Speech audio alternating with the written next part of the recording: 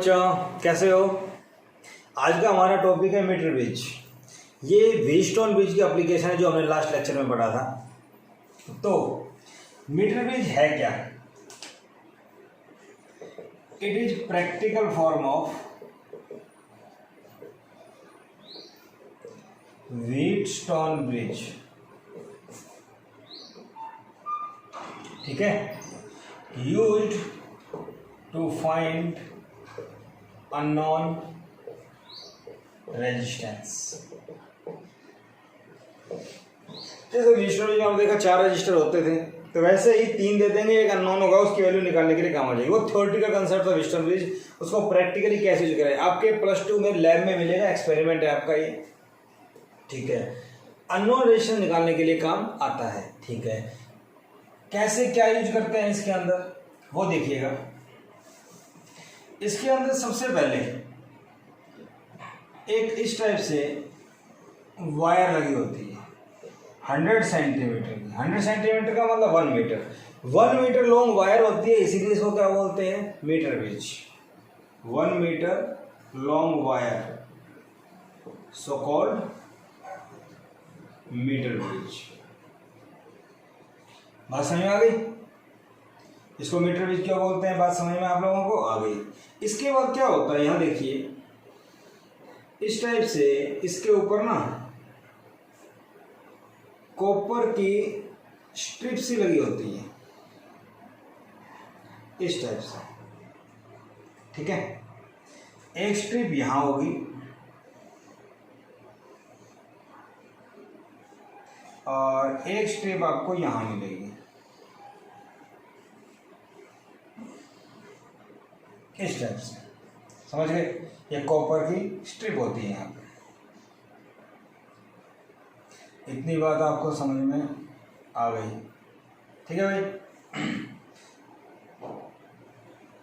ये 2 कॉन्टैक्ट्स होते हैं जब वायर टच होती है। ए बी पॉइंट हो गए, जिनके बीच में वायर है। ये जो वायर है वो किसकी बनी होती है? एलॉय। इसकी बनी होती है एलॉय, कॉन्स्टेंटन और मैंगनीन। ये जो वायर है वो किसकी बनी होती है? कॉन्स्टेंटन और मैंगनीन की। किसकी बनी होती है बेटा? कॉन्स्टेंटन और मैंगनीन की। इतनी बात समझ में आ गई आपको?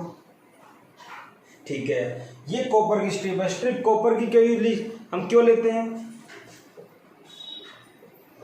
कॉपर स्ट्रिप कॉपर की क्यों ली? क्योंकि कॉपर एक गुड कंडक्टर है। वैसे सबसे बढ़िया कंडक्टर तो सिल्वर होता है, पर सिल्वर काफी एक्सपेंसिव है, हम खरीद के नहीं ला सकते क्योंकि चोरी हो जाएगा फिर तो, है ना। इसलिए कॉपर यूज करते हैं। कॉपर बेस्ट कंडक्टर में आ जाता है। इसका रेजिस्टेंस नेग्लिजिबल होता है, और रेजिस्टेंस नेग्लिजिबल है इसलिए हम इसको यूज करते हैं। तो जस्ट वायर का ही रेजिस्टेंस काउंट होगा, इसका नहीं होगा। ठीक है ना। तो आपको पता है एलॉय जो होता है उसका हाई रेजिस्टेंस होता है एज कम्पेयर टू मेटल, और इसका टेम्परेचर कोएफिशिएंट और रेजिस्टेंस काफी स्मॉल होता है। टेम्परेचर कोएफिशिएंट और रेजिस्टेंस काफी स्मॉल होने से क्या हो जाएगा? टेम्परेचर कम ज्यादा होने से इसके रेजिस्टेंस के ऊपर कोई फर्क नहीं पड़ेगा। ठीक है, इतनी बात समझ में आ गई कि अलॉय का क्यों यूज करते हैं? क्योंकि टेम्परेचर कोएफिशिएंट स्मॉल है, हाई रेजिस्टिविटी होती है, हाई रेजिस्टेंस होता है। कॉपर स्ट्रिप को यूज करते हैं क्योंकि इसकी कंडक्टिविटी ज्यादा, इसका रेजिस्टेंस ज्यादा। मोस्टली जो पोटेंशियल का ड्रॉप होगा वो वायर के ऊपर होगा, स्ट्रिप के ऊपर नहीं होगा। इतनी बात समझ में आ गई? ठीक है, इसके बाद हम लोग क्या करते हैं, यहाँ पे ना एक पॉइंट होता है टर्मिनल, यहाँ ये 2 गैप होते हैं, यहाँ ये 2 गैप होते हैं। एक गैप के अंदर हम एक अननोन रेजिस्टेंस लगा देते हैं, यहाँ पे या यहाँ पे कहीं भी लगा सकते हैं। जैसे मान लीजिए यहाँ मैंने एक नॉन रेजिस्टेंस लगा दिया R, यहाँ मैंने एक नॉन रेजिस्टेंस लगा दिया R, और यहां मैंने एक अननोन रेजिस्टेंस के लिए X नाम दे दिया। समझ गए? जो नॉन रेजिस्टेंस है इसके लिए हम लोग रेजिस्टेंस बॉक्स का यूज करते हैं। रेजिस्टेंस बॉक्स क्या होता है? एक बॉक्स होता है इस टाइप का, इसके अंदर कीज होती है बहुत सारी, सभी के ऊपर लिखा होता है 10, 20, 30, 40 एंड सो ऑन। अब जिस की को बाहर निकाल देंगे उतना ही रेजिस्टेंस सर्किट में आ जाएगा। ठीक है ना। तो ये रेजिस्टेंस बॉक्स हो गया। इसका रेजिस्टेंस मान लीजिए कितना निकाला हुआ हमने? R। तो ये कॉपर स्ट्रिप है, इस टाइप से। ये एक वुडन प्लैंक के ऊपर लगा, जैसे बोर्ड के ऊपर मैंने बनाया ना, वैसे एक वुडन प्लैंक होता है लकड़ी का फट्टा, उसके ऊपर ये सारा अटैच होता है, वहाँ पे लगा हुआ होता है स्क्रू वगैरह से, ठीक है। इसके बाद ये जो टर्मिनल है, यहाँ से एक वायर लेते हैं, क्या लेते हैं, एक वायर, और इस वायर से एक गैल्वेनोमीटर को जोड़ते हैं। गैल्वेनोमीटर समझते हो? गैल्वेनोमीटर एक डिवाइस होता है जो किसी सर्किट में, किसी ब्रांच में करंट का पता लगाने के लिए यूज होता है कि करंट वहाँ पे है या नहीं। उसमें डिफ्लेक्शन आ जाएगा, जितना ज़्यादा डिफ्लेक्शन होगा उतना ही करंट होगा। इन सब के बारे में हम लोग आगे पढ़ेंगे कि एक गैल्वेनोमीटर क्या होता है, एमीटर क्या होता है, वोल्टमीटर क्या होता है, अरेंजमेंट क्या होते हैं, सारे पढ़ेंगे आगे। तो ये हो गया। इसके बाद यहाँ से एक जॉकी लेते हैं और ऐसे अटैच कर देते हैं। समझ गए आप मेरी बात? जॉकी क्या होती है? अ स्लाइडिंग कॉन्टैक्ट डिवाइस। मतलब वायर जॉकी में कनेक्ट होता है, एक मेटल का होता है, जैसे ये पेन मार्कर देख रहे हैं आप, ऐसे चल रहा है, तो वैसे ही जॉकी इस वायर के ऊपर स्मूथली मूव करती है, ठीक है। स्लाइडिंग कॉन्टैक्ट डिवाइस एक डिवाइस है जो कॉन्टैक्ट के साथ साथ चलता है। हमें जॉकी को इसके साथ रब नहीं करना चाहिए, क्योंकि जॉकी को अगर वायर पे रब करेंगे तो वायर यूनिफॉर्म है, इसकी यूनिफॉर्मिटी खराब हो जाएगी, और यूनिफॉर्मिटी खराब हो जाएगी तो इसका रेजिस्टेंस चेंज हो जाएगा। आपको पता है रेजिस्टेंस क्या होता है? R = ρ L/E। तो एरिया अगर चेंज होगा तो, क्योंकि आप जॉकी को स्लाइड करेंगे तो एरिया कम ज़्यादा हो जाएगा, एरिया चेंज होगा तो रेजिस्टेंस चेंज होगा, तो यूनिफॉर्मिटी चेंज हो जाएगी, जॉकी को रब नहीं करना चाहिए। समझ गए? ये कनेक्शन वायर है। इतनी बात समझ में आ गई? इतना करने के बाद हम लोग इसके साथ एक बैटरी जोड़ देते हैं, इस टाइप से एक की लगा के इसको यहाँ से अटैच कर दिया। ये बात समझ में आ गई? ये बैटरी का EMF E मान लेते हैं, की मान लेते हैं। की को अगर मैं क्लोज करता हूँ, की को क्लोज करता हूँ तो करंट फ्लो करेगा। ये बात समझ रहे हो? जब यहाँ करंट फ्लो करेगा, इनाम दे देते हैं ABC, हो गया। जब यहाँ करंट फ्लो करेगा तो मैं जॉकी को यहाँ से टच करता हूँ। समझ रहे मेरी बात? जब मैं जॉकी को यहाँ टच करूँगा तो इस गैल्वेनोमीटर में डिफ्लेक्शन आएगा लेफ्ट में, और जब मैं जॉकी को यहाँ टच करूँगा तो डिफ्लेक्शन आना चाहिए राइट में। इसका मतलब सारे कनेक्शन टाइट हैं, और अगर डिफ्लेक्शन ऐसे नहीं आता इसका मतलब कहीं ना कहीं कनेक्शन लूज है, आपको टाइट करने पड़ेंगे, जैसे वायर वगैरह ये सब कुछ टाइट होना चाहिए, ठीक है। इधर टच किया स्ट्रिप पे लेफ्ट में, इधर टच किया राइट में, अगर इसका मतलब ओके। अब मैं इस जॉकी को धीरे धीरे यहाँ मूव करता हूँ और मैं यहाँ पहुँचता हूँ। जब मैं यहाँ से मूव करता हूँ तो इसमें गैल्वेनोमीटर में डिफ्लेक्शन आता है, इसका मतलब करंट है सर्किट में। गैल्वेनोमीटर में कैसे आएगा? ये 0 पे 1 2 3 1 2 3 इस टाइप से। तो ये कहीं भी होगी नीडल, इधर होगी या इधर होगी, कहीं भी, तो ये धीरे धीरे आगे जाएंगे तो मूव करेगी ऐसे, और एक टाइम पे जाके बिल्कुल 0 पे आ जाएगी। कब आ जाएगी? मान लो यहाँ पे, ये पॉइंट क्या दे दिया D, ठीक है। ये कहाँ पे आ गई? 0 पे। इसका मतलब इस पॉइंट पे आने के बाद गैल्वेनोमीटर में डिफ्लेक्शन क्या हो गया? 0।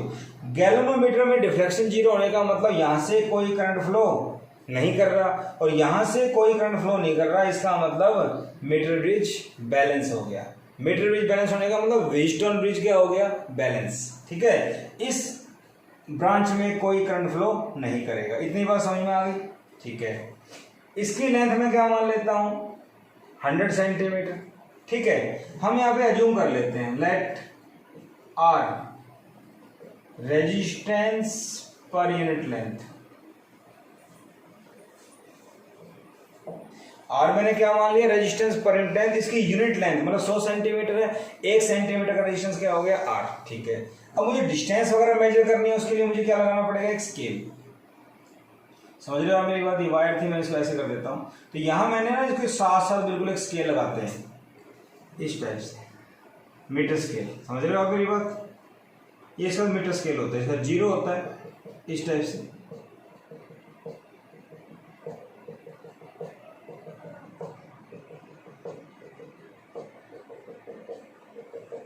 इस टाइप से क्या होता है? ये मीटर स्केल। मीटर स्केल का मतलब है जब जॉकी मूव करेंगे तो यहाँ से कितना दूर आया वो डिस्टेंस मेजर हो जाएगी यहाँ से, और डिस्टेंस मेजर हो जाएगी तो मुझे पता लग जाएगा कि मान लीजिए ये कितनी लेंथ आती है यहाँ से L, और ये टोटल 100 है, तो ये कितनी बच गई? 100 - L। बात समझ में आ गई आपको? यहाँ से यहाँ तक लेंथ कितनी l, तो यहाँ से यहाँ तक कितनी हो गई 100 माइनस l। मेरी बात समझ में आ रही है? ये डी पॉइंट यहाँ कर देता हूँ, तो l और 100 माइनस l, ठीक है। तो स्केल से मुझे पता लग गया ये लेंथ l, ये 100 माइनस l। यहाँ पे आके डिफ्लेक्शन 0 हो जाता है, मतलब गैल्वेनोमीटर में निडल 0 के ऊपर आ जाती है, तो इसको बोलते हैं बैलेंस पॉइंट। क्या बोलते हैं इसको? D point is balance point और null point. Balance point null point का मतलब है नो डिफ्लेक्शन पॉइंट। तो बेटा नो डिफ्लेक्शन पॉइंट का मतलब है कि डी पॉइंट पे जब हम यहां से मूव करके आएंगे तो गैल्वेनोमीटर में कोई डिफ्लेक्शन नहीं आएगा, और गैल्वेनोमीटर में कोई डिफ्लेक्शन नहीं आता, इसका मतलब ब्रिज बैलेंस है। इसका मतलब ब्रिज बैलेंस है, कोई करंट फ्लो नहीं कर रहा है यहाँ पे। कैसे? ये मीटर ब्रिज कैसे हुआ? मान लो ये ए पॉइंट है, ये बी पॉइंट है, समझ गए मेरी बात? ये पॉइंट सी ले लो और ये क्या ले लो बेटा? डी। ये व्हीटस्टोन ब्रिज बनता है नहीं बनता? चेक करते हैं। ए और सी के बीच में कितना रेजिस्टेंस है? आर है। सी और बी के बीच में क्या है? एक्स, ठीक है। ए और डी और डी और बी, तो ए और डी के बीच में ये वायर है, वायर की लेंथ कितनी है? एल। आर क्या है? Resistance per unit length. तो मुझे ये बताओ, ये एल लेंथ है और आर क्या है? Resistance per unit length. 1 centimetre का रेजिस्टेंस अगर आर है तो एल सेंटीमीटर का कितना हो जाएगा? L R. 100 minus L length है और आर से मल्टीप्लाई कर दूंगा तो क्या आ जाएगा इसका? रेजिस्टेंस। मेरी बात समझ में आ गई? और सी पॉइंट के साथ एक गैल्वेनोमीटर लगा हुआ है। तो मुझे ये बताओ व्हीटस्टोन ब्रिज की फॉर्म बन रही है नहीं बन रही? सेम टू सेम वही बात आ गई पहले वाली, ठीक है।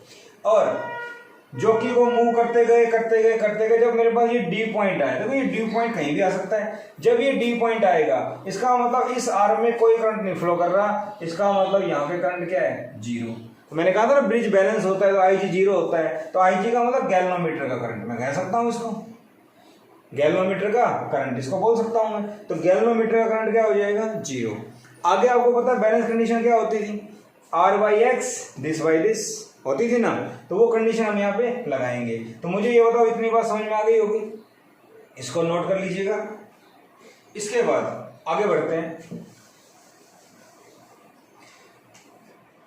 Balance condition.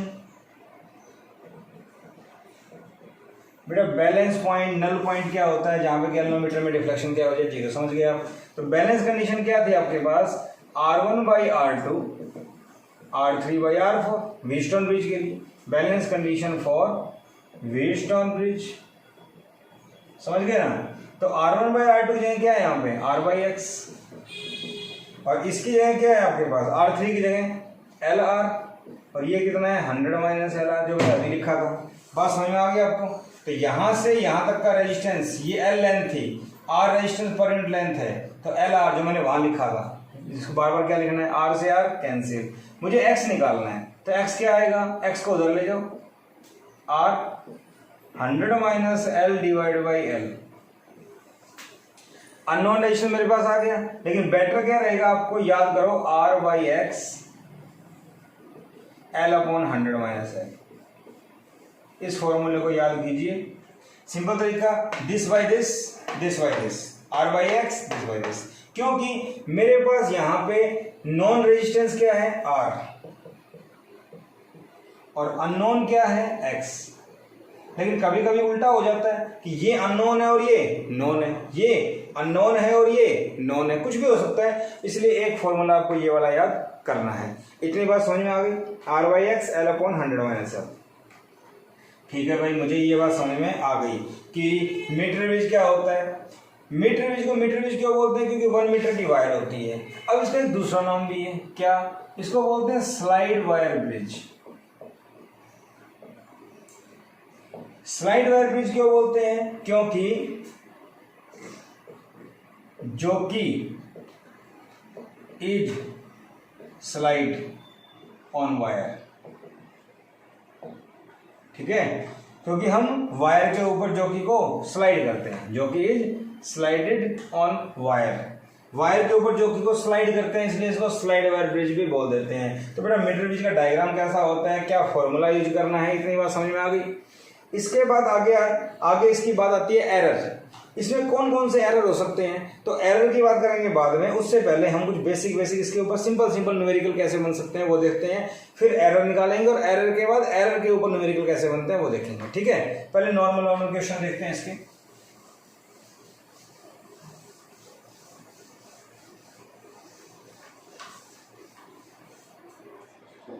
बिल्कुल इजी से स्टार्ट करते हैं।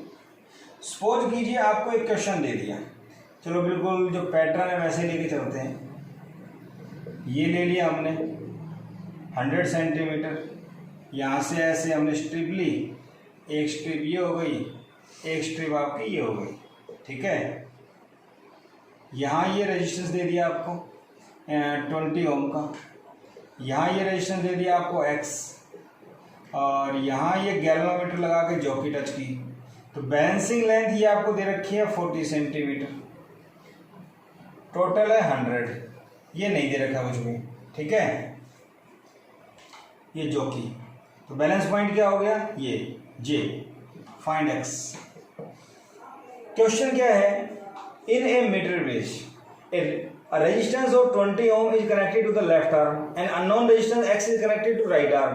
ठीक है, the balance point obtained from the left end at 40 centimeter, find the value of X। ऐसा क्वेश्चन आ जाए सिंपल सा, ये दे दिया, ये नहीं पता, लेंथ दे रखी है, एक लेंथ पता लग जाए दूसरी आ जाएगी। टोटल 100 है, ये 40 है तो कितना बच गया, 60। समझ गए ना मेरी बात। तो X फॉर्मूला अप्लाई कर दो, क्या होता है R/X L अपॉन में 100 माइनस L, यही तो कहा था याद करने के लिए। तो R कितना है बेटा 20, X निकालना है, L कितना है 40, दूसरा कितना है 100 माइनस 40, तो 100 माइनस 40 कितना हो गया 60, ये कितना आ गया 2/3, तो 20/X इक्वल टू 2/3, 2 से ये काटा 10, X को उधर ले जाओ, ये आ गया 30 ओम। तो मेरे ख्याल से बात समझ में आ गई होगी। तो अननोन रेजिस्टेंस X कितना आ गया 30 ओम, बात समझ में आ गई ना। सिंपल सवाल था, एक दे दिया एक निकाल लो, कोई किसी तरह की परेशानी वाली बात नहीं है यहाँ पे। ठीक है, अब इसी में थोड़ा चेंज करते हैं। मान लो ये ऐसे भी यहाँ डायग्राम आ जाते हैं, 1 2, इसको यहाँ टर्मिनल दे दिया AB। पीछे वाले क्वेश्चन मैंने बैटरी टच नहीं की थी, बैटरी आप जोड़ सकते हो, कोई खास बात नहीं है। ये रेजिस्टेंस दे दिया आपको 40 ओम, ये दे दिया X। ठीक है, यहाँ से गैल्वेनोमीटर लेके आपने जॉकी टच की, ऐसे दे देते हैं कई बार, गैल्वेनोमीटर लेके जॉकी टच की, ये आ गया 40 सेंटीमीटर। इतनी बात समझ में आ गई। ठीक है, क्वेश्चन है for resistance X, balance point is at 40 centimetre from left. ठीक है, ये दे दिया। आपके पास क्वेश्चन आ जाए, इफ अ रेजिस्टेंस ऑफ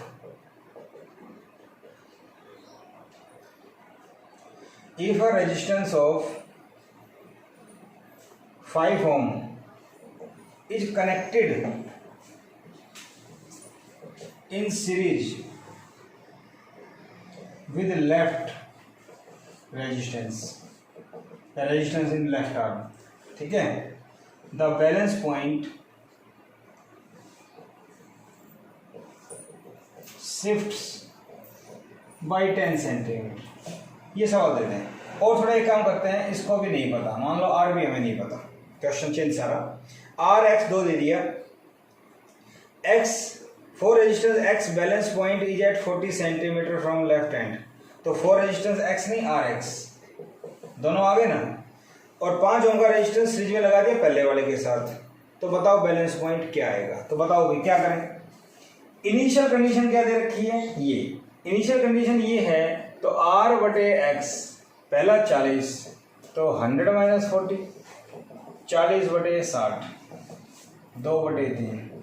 ये बात समझ में आती है नहीं आती। R/X equal to 2/3। इतनी बात समझ में आ गई इनिशियल कंडीशन के लिए। R/X this by this solve कर लेंगे इसको, क्योंकि यहाँ से ये 60 आ जाएगा। ठीक है ना। इसके बाद ये क्या कहता है, if a resistance of 5 ohm is connected in series with the left, अगर इसके साथ एक 5 ओम का सीरीज में और जोड़ दें तो बताओ सीरीज में टोटल रेजिस्टेंस कितना हो गया। दोबारा से सीरीज में हो गया R+5 डिवाइड बाई क्या है x, ठीक है।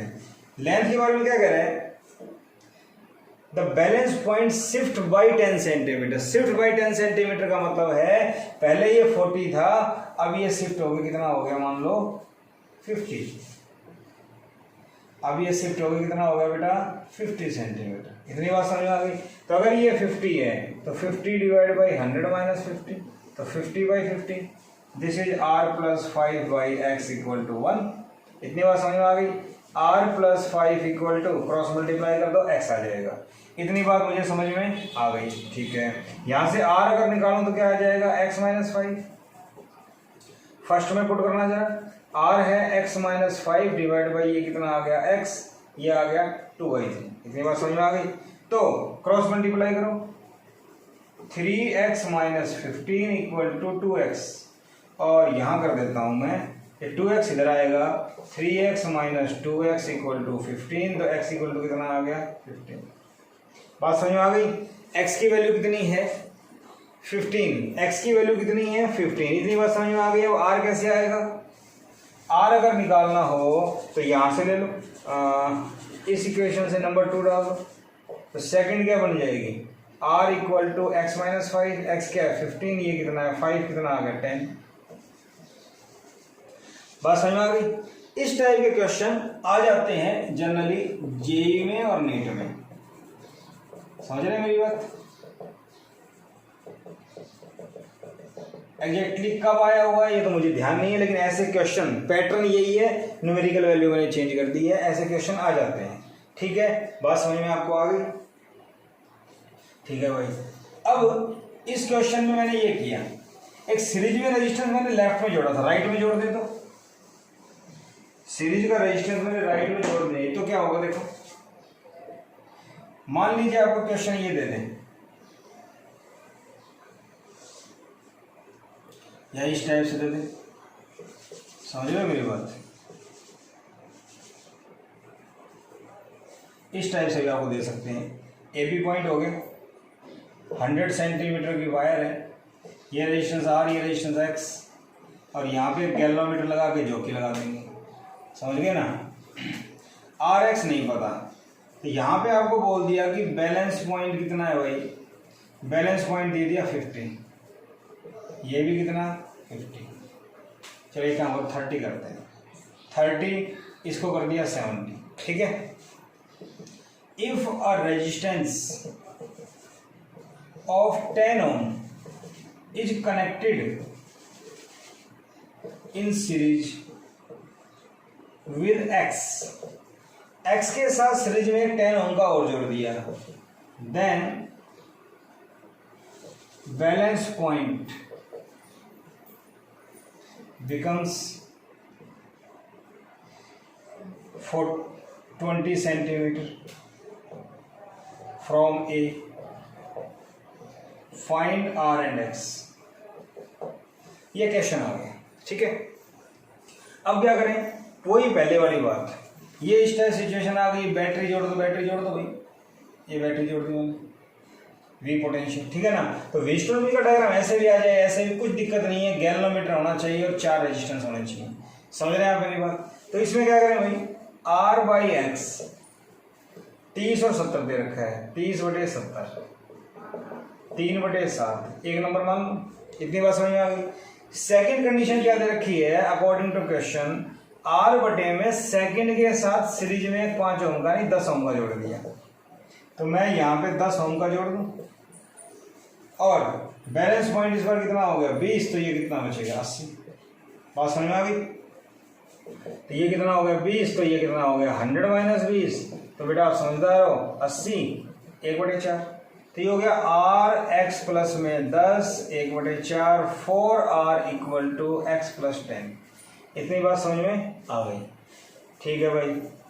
तो एक काम करो, X की वैल्यू निकाल लो यहाँ से, 4R - 10 फर्स्ट में पुट कर दो, आर बटे में एक्स क्या है 4r माइनस 10, 3/7 क्रॉस मल्टीप्लाई करेंगे 7r 12r माइनस 30 को इधर ले आओ 12r माइनस 7r, तो ये कितना हो गया 5r, तो r कितना आ गया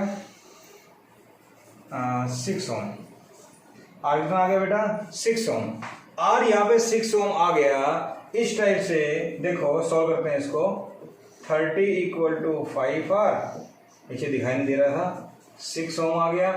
इसके बाद देखो इसमें सेकंड में अगर मैं पुट करता हूँ तो x क्या आ जाएगा 4r माइनस 10, 4 24 माइनस 10 14 ओम।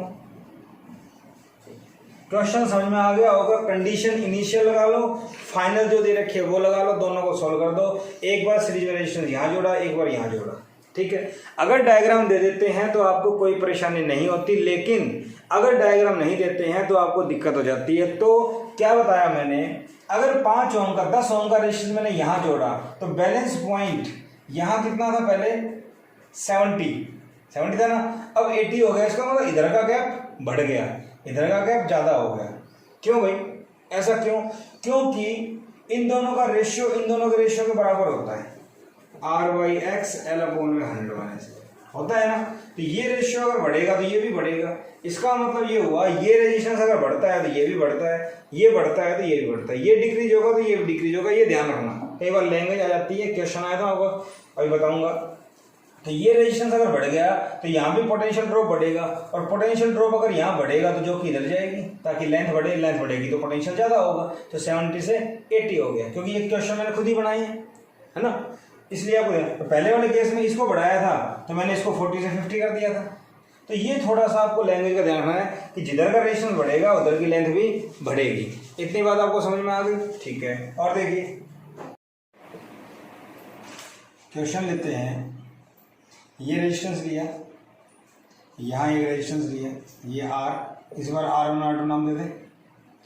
और यहाँ देखिए एक ऐसे वायर है, AB पॉइंट किसी भी शेप में आपके पास आ सकता है, C पॉइंट, यहाँ पे गैल्वेनोमीटर और ये जोकी, ठीक है। ये R1 रेजिस्टेंस, ये R2 रेजिस्टेंस। बैलेंस पॉइंट की अगर बात करूँ तो बैलेंस पॉइंट मान लीजिए ये 30, चलो 40-60 मान लेते हैं, 40 सेंटीमीटर, टोटल 100 सेंटीमीटर, ये सब आपको दिया हुआ है, ठीक है। इसके बाद आपसे कोई पूछे, अभी हमने रेजिस्टेंस सीरीज में जोड़ा तो पैरेलल में जोड़ लो। If a resistance of 10 ohm is connected in parallel with R2, then balance point बताओ क्या लिखें। इसके साथ अगर पैरेलल में जोड़ते हैं तो नेट रेजिस्टेंस क्या हो जाएगा, कम, और नेट पैरेलल में रेजिस्टेंस कम हो जाता है। और अगर रेजिस्टेंस कम हो जाएगा तो यहाँ भी डिस्टेंस कम हो जानी चाहिए, इसका मतलब ये बढ़ जाएगी। Then balance point shift to 50 centimetre from A, लिख सकता हूं मैं, बात समझ में आ गई ना कैसे हो रहा है ये, ठीक है। तो अब क्वेश्चन में क्या करें, पहले वाली condition R1/R2 = this by this, ये 40 है तो ये कितना हो जाएगा 60, तो 40/100 - 40 लिख लो फॉर्मूले के अकॉर्डिंग, तो 40/60, दिस इज 2/3। तो ये मेरे पास आ गया R1/R2 2/3, इक्वेशन नंबर 1, ठीक है। According to question second condition क्या कहती है कि 10 ओम का रेजिस्टेंस पैरेलल में जोड़ दो R2 के साथ, ऐसे। तो ये कितना हो जाता है 50, तो ये भी कितना हो जाएगा 50, बात समझ में आ रही है। तो बेटा क्या होगा R1/, इसके साथ ये पैरेलल में है तो इक्विवेलेंट रेजिस्टेंस क्या होता है पता है ना आपको, दोनों मल्टीप्लाई बटे में दोनों का सम। तो ये सीधा लिख दूं 10R2 / 10 + R2, और ये कितना है 50, कितना हो गया 1, बात समझ में आ रही है। तो ये हो गया R1, ये 1 था सारा उधर ले जाओ, 10R2 / 10 + R2, इतनी बात मुझे समझ में आ गई, ठीक है। इक्वेशन 1 से R1 निकाल के पुट कर दो यहाँ पे, तो R1 क्या आएगा 2/3 R2 10 R2 10 + R2। बात समझ में आ गई। क्या लिख दूं मैं यूजिंग 1, तो R2 से R2 कैंसिल, 2 5 जा, ठीक है भाई। तो इसको इधर ले आओ 10 + R2 और 3 5 का 15, R2 इतना आ गया 15 - 10 5 ओम। R2 की वैल्यू आ गई। अगर मैं R2 यहाँ पुट करता हूँ फर्स्ट में, तो R1/R2, R2 कितना आया 5, 2/3, तो बेटा R1 कितना आ गया 10/3। तो मेरे ख्याल से बात समझ में आ गई। अगर कोई रेजिस्टेंस सीरीज में जोड़ दे, अगर कोई रेजिस्टेंस कहीं पे पैरेलल में जोड़ दें, तो मैं इक्वेशन निकाल सकता हूं। ऐसे क्वेश्चन सीरीज पैरेलल के नीट में और मेंस में जर्नली पूछे जाते हैं, ठीक है, जर्नली पूछे जाते हैं इस टाइप के क्वेश्चन, ठीक है। एक क्वेश्चन थोड़ा सा अलग करके एक बार जेई ने पूछ लिया था 2007 में। क्या क्वेश्चन था वो देखिए। इस क्वेश्चन में खासियत ये थी कि इसमें कोई डायग्राम गिवन नहीं था, जस्ट लैंग्वेज दे रखी थी। क्या लैंग्वेज दे रखी थी, a resistance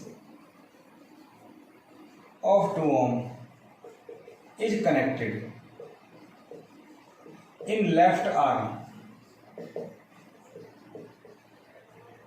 in meter bridge, ठीक है, and in right arm a resistance more than 2 ohm is connected। ये क्वेश्चन दे दिया, ठीक है, ठीक है भाई। If position of resistors are interchanged, अगर रजिस्टर की पोजीशन इंटरचेंज कर दें, देन बैलेंस पॉइंट समझते हैं ना, shift by 20 centimetre, find resistance in right gap. बात समझ में आ गई। राइट गैप में कितना रेजिस्टेंस है वो बताओ, क्लियर।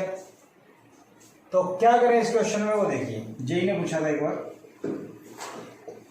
सबसे पहले R/X L/100 ये क्वेश्चन यूज होता है, फॉर्मूला पता है मुझे, ठीक है। R कितना दे रखा है 2, X के बारे में नहीं पता, L नहीं पता, इक्वेशन नंबर 1 हो गई, ठीक है। अकॉर्डिंग टू क्वेश्चन क्या कह रहा है ये, अगर दोनों को इंटरचेंज करना है, इंटरचेंज करते तो बेटा उल्टा हो गया, x/2 हो गया ना। मतलब पहले वाले गैप में x आ गया, इंटरचेंज करने का मतलब ये ऐसे, यहाँ 2 ohm का था, यहाँ पे x का था, बाद में क्या कर दिया, इसको x कर दिया और इसको 2 ohm कर दिया, समझ गए। अब लेंथ क्या आ गई 20 centimetre, shift by 20 centimetre, 20 centimetre shift हो गई। तो पहले L थी तो L + 20 हो गई, और ये क्या था 100 - L + 20, तो क्या हो गया L + 20 डिवाइड बाई 100 - 20 80 - L। मेरी बात समझ में आ रही है आपको, ठीक है।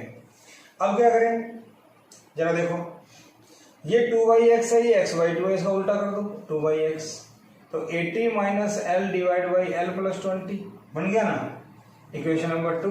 अगर दोनों को कंपेयर करूं तो लेफ्ट हैंड साइड सेम है तो L आ जाएगा from first and second. First second से अगर मैं देखूं तो ये तो आ गया L/100 - L, ये आ गया 80 - L डिवाइड बाई L + 20, ठीक है। इसको सोल्व करते हैं चलो। तो ये आ गया मेरे पास L² L × L² प्लस में 20L, और ये आ गया 100 - L 80 - L। बस समझ आ गई। सोल्व करते हैं इसको। L² प्लस में 20L equal to 100 × 80 8000 minus 100L। इतनी बात समझ में आ गई। 100 दोनों से मल्टीप्लाई कर दिया, minus 80L minus L into और माइनस L L²। तो L² से L² कैंसिल। कैलकुलेशन चेक कर लीजिएगा एक बार। ठीक है, यहाँ देखें तो ये 80L माइनस का, ये 100L माइनस का 180 हो गया, इसको इधर ले आओ तो 180L प्लस में 20L, और समझ में आ रही है 8000, ये आ गया बेटा 200, 200L 8000, 2 जीरो से 2 जीरो कैंसिल, समझ गए। तो ये आ गया 40, तो L कितना आ गया बेटा 40 सेंटीमीटर। तो L की वैल्यू मुझे समझ में आ गई कितनी आएगी, ठीक है 40। L अगर 40 आ गया तो मैं इसकी वैल्यू फर्स्ट में पुट कर देता हूँ, फर्स्ट मैंने हटा दी, सेकंड में पुट कर दो, तो सेकंड में पुट कर देते हैं 2/x equal to 80 minus L 40, L कितना था 40 प्लस में 20, तो ये आ गया 40/60, 2/3, बात समझ में आ गई, 2 से 2 कैंसिल, तो x कितना आ गया बेटा 3। तो ये क्वेश्चन एक बार जेई ने पूछ लिया था, कुछ भी नहीं है इस क्वेश्चन में, रेजिस्टेंस को इंटरचेंज कर दिया था, और एक बार सीबीएसई में शायद ऐसा ही कुछ आ गया था। तो बात समझ में आ गई आपको, ये एज क्वेश्चन आया हुआ है, ओके। तो बात समझ में आपको आ गई। इस टाइप से हमारे पास सीरीज में जोड़ दें, पैरेलल में जोड़ दें, इंटरचेंज कर दें, तो हम लोग ऐसे क्वेश्चंस कर सकते हैं। इसके बाद एक सीबीएसई में बोर्ड में या छोटी छोटी बातें और पूछ लेते हैं आपसे, क्या पूछ लेते हैं भाई, देखो जैसे ये मीटर ब्रिज है आपके पास इस टाइप से, ठीक है ना, ये R, ये X, ये L, ये 100 माइनस है, ये गैलोमीटर हो गए।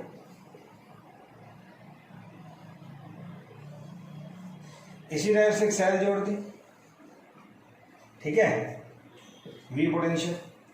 अगर यहां क्वेश्चन आ गया था इफ पोजीशन ऑफ गैलोनोमीटर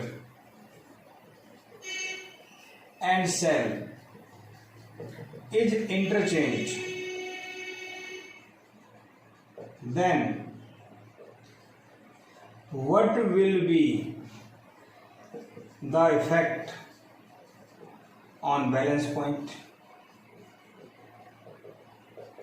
तो बैलेंस पॉइंट के ऊपर क्या फर्क पड़ेगा ये बताना है आपको। तो बैलेंस पॉइंट के ऊपर क्या फर्क पड़ेगा ये आपको बताना है, ठीक है। तो इसमें देखो आप सिंपल भाषा में अगर बात करें, इसी को एक सिंपल तरीके से हम देखें, आंसर तो पहले बता दो मैं, इसका आंसर होगा नो चेंज। क्वेश्चन आता है क्यों, रीजन। मान लो मेरे पास रजिस्टर्स हैं 1 2 3 4, वही बात हो गई पहले वाली। देखो जैसे ये पॉइंट थे ए बी, तो ए बी और ये सी डी लिया था पीछे हमने, आपको याद आ रहा है। तो सी डी के बीच में गैलोमीटर था, सी डी के बीच में गैलोमीटर और ए बी के बीच में ये है, तो वेस्टर्न ब्रिज ही ऐसे मान लेता हूं समझने के लिए। तो मैंने ए बी के बीच में सेल लगा दी और ये लगा दिया, और वैल्यूज में मान लेता हूं 2 ओम 4 ओम 3 ओम 6 ओम, ठीक है। ब्रिज बैलेंस है 2/4 3/6 1/2 ईच, ब्रिज बैलेंस है, इतनी बात समझ में आ गई, ठीक है। जब बैलेंस पॉइंट इसका आ जाता है तो मैं क्या करता हूं, यहां तो लगा देता हूं सेल और यहां लगा देता हूं गैलोमीटर। तो इससे क्या फर्क पड़ा, पहले ए और बी के बीच में सेल थी और सी डी के बीच में गैलोमीटर था ना। और मैंने क्या कहा था, जब सेल ए और बी के बीच में होती है तो दूसरे पॉइंट के लेफ्ट राइट में बैलेंस करना होता है। अब सेल सी डी के बीच में ज्वाइन है, तो सेल के जहां जुड़ी हुई है सेल, उसके अलावा दूसरा पॉइंट ए है, तो इसके दोनों साइड बैलेंस करना होता है। तो अब क्या होगा 2/3 और दूसरा क्या होगा 4/6, इसको काटेंगे तो कितना आया 2/3, तो दोनों बैलेंस हैं। अभी भी ब्रिज बैलेंस है, तो पहले भी बैलेंस कंडीशन में था, अभी भी बैलेंस कंडीशन में है। इसका मतलब पहले वाले केस में बैलेंस कंडीशन अगर आ जाती है और मैं इन दोनों को इंटरचेंज कर देता हूं तो कोई फर्क नहीं पड़ने वाला, बैलेंस कंडीशन वही आएगी, समझ रहे हो ना। तो इनको इंटरचेंज करने से बैलेंस पॉइंट पे कोई फर्क नहीं पड़ेगा, क्योंकि ब्रिज बैलेंस है और बैलेंस पॉइंट वहीं पे आने वाला है। क्लियर बात समझ में आ गई। रेजिस्टेंस का रेशियो बराबर होना चाहिए लेफ्ट राइट का, और रेशियो बराबर है तो बैलेंस पॉइंट वहीं आएगा, ठीक है। तो एक नंबर में सीबीएसई में कभी पूछ लेते हैं कि इंटेंज कर दे तो क्या होगा, नो चेंज, लेकिन पता होना चाहिए हमें इसमें क्या होगा। ऐसी बात समझ में आ गई। इसके बाद आप लोगों से पूछ लेते हैं कि when is meter bridge most sensitive, when is meter bridge is most sensitive, metre bridge ज्यादा सेंसिटिव कब होगा? तो इसका आंसर होगा when resistance is observed between 40 centimeter and 60 centimeter, or we can say near midpoint of wire। जो wire है वो आपकी 100 सेंटीमीटर की है, तो उसका मिड पॉइंट क्या होगा, 50 पे। तो 50 पे होगा तो उसके मिड में, बीच में, और 40 से 60 की एवरेज। ऐसा करने से एरर मिनिमम आता है। ऐसा करने से मीटर ब्रिज में जो एरर आता है स्केल की वजह से या किसी और वजह से, वो एरर मिनिमम आता है। ये एरर मिनिमम क्यों होता है ये भी मैं प्रूव करने वाला हूं आगे। मेरी बात समझ में आ गई होगी आपको। तो 40 to 60 सेंटीमीटर के बीच में लेके चलते हैं और मिड पॉइंट के आसपास होना चाहिए। इतनी बात आपको समझ में आ गई। तो मोस्ट सेंसिटिव कब होगा, जब बैलेंस पॉइंट मिड पॉइंट के आसपास होगा, क्योंकि इस टाइम एरर मिनिमम होगा, इस टाइम एरर मिनिमम होगा, और हम कह सकते हैं एक्यूरेसी ज्यादा होगी, एक्यूरेसी ज्यादा होगी। इतनी बात समझ में आ गई आपको। एरर मिनिमम होगा और एक्यूरेसी ज्यादा होगी। इसके बाद आज आप इतने की प्रैक्टिस कीजिएगा। इसके बाद हम लोग पढ़ेंगे रेजिस्टेंस में एरर किन किन कारण से हो सकता है, वो हम नेक्स्ट लेक्चर में करेंगे। पहले आप इसकी प्रैक्टिस कीजिए, अच्छे से क्वेश्चन सोल्व कीजिए, उसके बाद हम एरर के ऊपर आएंगे तो आपको ज्यादा समझ में आएगा, क्योंकि पहले बेसिक बेसिक बातें क्लियर होना बहुत जरूरी है। ठीक है, थैंक यू।